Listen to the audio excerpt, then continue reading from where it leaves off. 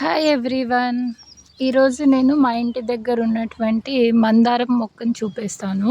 Hibiscus చెట్టు. So ఇది వచ్చేసి ఇప్పుడు ఫుల్ గ్రీన్ లీవ్స్ వచ్చేసిందండి. బిఫోర్ అంతా ఫుల్ ఎల్లో లీవ్స్ వస్తుండే. సో మేమేం చేసామంటే కొద్దిగా బఫెలో డంగ్ తర్వాత రెడ్ శాండ్ మిక్స్ చేసి వేసాము. అలాగే కొంచెం రైస్ వాటర్, దాంతోపాటు కొద్దిగా బటర్ మిల్క్ వాటర్లో మిక్స్ చేసి స్ప్రే చేసామండి. అందుకే చెట్టు చూడండి ఎంత గ్రీన్ కలర్లో వచ్చింది. బిఫోర్ అంత ఎల్లో లీవ్స్ వచ్చింది, గ్రోత్ ఉండలేదు.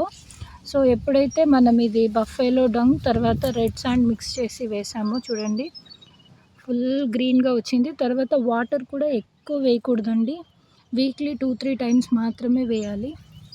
చూడండి చాలా బాగా వచ్చింది.